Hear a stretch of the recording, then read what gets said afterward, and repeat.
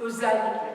Bunun birçok nedeni var. Kanda kortisol seviyesi düştüğü için ama böyle yatar yatmaz değil. Yatar yatmaz öksürük daha çok postnazal grip dediğimiz böyle boğazın şeklinde öksürük. Ama bu yattıktan birkaç saat sonra hatta sabaha karşı çok daha fazla olur. Zaman içinde şiddeti değişkenliği gösterebilir ve ataklar halinde seyreder. Bazen bu atak bir hafta olur, bazen 3 hafta olur, bazen 4 hafta olur. Öksürük genelde kuru başlar, iyileşirken balgamla iyileşir. Genelde, her zaman demiyorum. Nedenine biraz önce gösterdiğim mikropsuz inflamasyonla bağlı.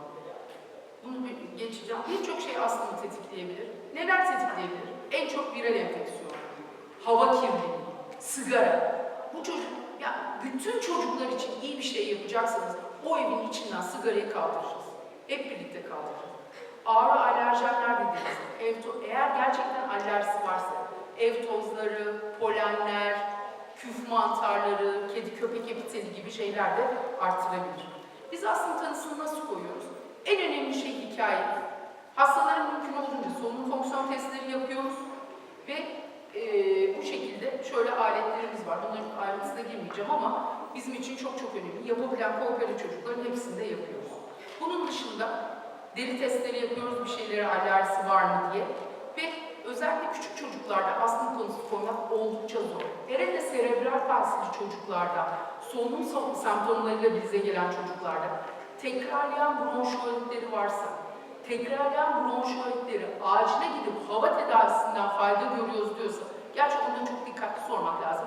Genelde şöyle diyor, hocam biz hava aldık, sonra eve geldik aynı. Zaten verilen hava tedavisinin etki etme süresi oldukça kısa. O yüzden de hasta o sırada bir fayda görüyorsa bu bizim için hakikaten fayda olduğunu gösterir. Tekrar böyle bronşiolit atakları varsa hastanın astımını düşünüyoruz. Ayrıca da birçok şey var ama bir şeye dikkatinizi çekmek isterim. Rekürrent aspirasyon. O yüzden de bu hastalarda tanı koymak bazen zor olabilir. Şunu da geçtim. Peki 5 yaşın altındaki çocuklarda tekrarlayan viral solunum yolu enfeksiyonları, reflü, boğmaca, bazen kalp hastalığı, bronkopulmoner displazi, özellikle erken doğan çocuklarda gördüğümüz durumlar, bazen de bağışıklık sistemi hastalıkları ayırtında yer alır. Peki astım tanıdık. Nasıl tedavi edeceğiz? Tedavinin esas amacı kontrol. Şu ana kadar dünyada hiç kimse şu ilacı verelim, astımı bir yer içinde geçirelim, öyle bir şey maalesef yok.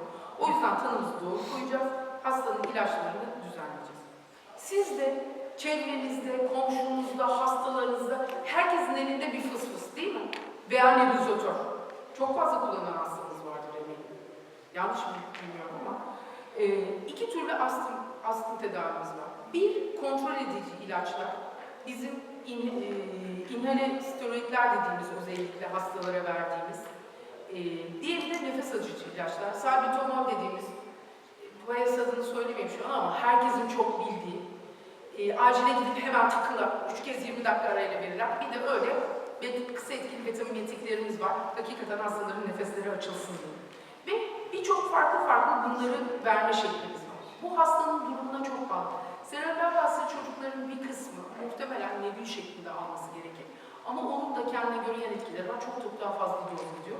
O yüzden şu şekilde ilacı verme şeklinde böyle nebulizatör dediğimiz aletlerimiz var. Şu şekilde ilacı koyuyoruz. Burada esas amacımız şu, akciğere gitsin. Akciğere gitsin, oradaki o enflamasyonu azaltsın şeklinde. O yüzden ağızdan tedaviler değil de daha çok solunum tedaviler. Bunu şuna benzetiyorum ben aklımda kalmak için. Bazen burada bir tane enfeksiyon, küçük bir sivilcemiz çıkıyor veya burada bir kızarıklık çıkıyor. Ne yapıyoruz? Onun üzerine sadece tedavi ediyoruz. Bunu da öyle düşünmek lazım. Sadece burada bir topikal tedavi, o yüzden akciğere gitmesi için veriyoruz. Bunun dışında ölçülü doz inhalerlerimiz var şu şekilde. Onları da çocuklarda özellikle 18 yaşa kadar, belki serebral palside daha ileri yaşlarda da hep böyle bir aracı tüplerle kullanıyoruz. Küçük çocuklarda 5 yaşın altında, 6 yaşın altında genelde maskeli, büyük çocuklarda da ağızlı formunu aşağıda gördüğünüz şekilde yine verebiliyoruz. Sallıyoruz, arkasını takıyoruz, hızlıca nefes almasını söylüyoruz. Sıktıktan sonra 3-4 kez içinden ilacı çekmesini hastalara söylüyoruz. Bir de daha büyük insanlarda ise böyle şekilde ağzı sıkmasını önerebiliriz. Bu da aracı aparatlar. Bunun dışında bir de kuru söz inhalerlerimiz var bizim. Bunlar tamam ama en azından aklınızda biraz kalması için göstermek istedim ben. Şimdi burada ne önemli? Yapılan en büyük hatalardan bir tanesi. Nebulizatör ve kortizonlu ilaçları verirken çünkü çok kullanıyor, serebral palsi çocuklarında çok yazılıyor maalesef. Bir kısmı astım olmadığı halde, bir kısmı astım olduğu halde göze gidiyor ilaçlar. Çok uzun süre kronik kullanımda katarak yapmaya ihtiyacı var. Lütfen böyle nebül şeklinde verirken hastanın gözlerini koruyun. 3 günden 5 günden bir şey olamaz ama bu 1 ay 2 ay olunca hakikaten sorun olur. Hangi cihazla kullanırsa kullansın. Bu inhaler kortikosteroidin ağızda mantar yapma ihtimali var. Zaten çocuk tükrüğünü yutamıyor. Zaten reflüsü var. O yüzden de bu ağız hijyenine dikkat edeceğiz. Su yapabiliyorsa ağzını suyla çalkayıp tüküreceğiz. Yapamıyorsa da hakikaten su içireceğiz. Arada da karbonatla bakım yapabiliriz. Ve çok gerekli durumlar arkasından da dişini yine fırçalayabilir. Bunların hiç ayrıntısına girmeyeceğim ama astım tedavisi hakikaten pediatristlerin eğer yetemediği noktada da çocuk alerjistlerin daha çok tedavi ettiği bir durum. Bizim basamak basamak tedavimiz var. Hastaların semptomlarına göre basamak tedavilerine karar verdiğimiz. Burada özellikle hastanın şikayetleri kontrol altında mı diye anlamaya çalışıyoruz. İşte gece öksürüğü var mı, gündüz öksürüğü var mı, çok koşup durup öksürüyor mu, astma bağlı bir aktivite kısıtlaması var mı? Bunların hepsini soruyoruz. Tabii en istemediğimiz durum astım atakları. Hastanın nefes darlığında, öksürüğünde, hışıltısında, göğsünde sıkışmasında bir progresif artış varsa ve solunum fonksiyonlarında bir azalma varsa bu astım atağıyla hastanın bize geldiğini gösterir. Ve en çok tetikleyen nedenler baştan beri söylüyorum. Viral enfeksiyonlar, alerjen maruziyeti, hava kirliliği ve ilaçların hastanın yeterlice kullanılması olabilir.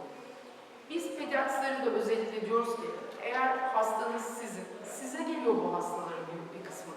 Hastanız size geldi, solunum şikayetlerinin kontrol altında olmadığını görüyorsunuz. Hastanın astımı olduğunu aile size beyan ediyor ve hakikaten ilaçlardan bir miktar fayda görüyor ama kısmı. Eğer böyle bir durum olursa ve hala daha kontrolsüzse bunun bir üst merkeze sevk edilmesi gerektiğini söylüyoruz. Peki biraz önce demiştim, astım sık görülür mü? Serebral palsili çocuklarda hani toplumdan çok daha sık değil ama bizim hastalığımız çok sık. Serebral palsili çocukların birçok durumuyla karışık. Tanı koymak zor mu? Bazen bize de zor. Böyle bir durum olduğu zaman ben diyorum ki ilaç tedavisi başlıyorum, yanıtına bakıyorum veya diyorum ki şikayetin olduğu zaman gel göreyim. O zaman ilaç tedavisinin yanıtını çok daha iyi değerlendiriyorum. Maalesef tababette en çok unutulan hasta takibi oldu. En çok unutulan bu. Hastayı muayene etmek ve takip.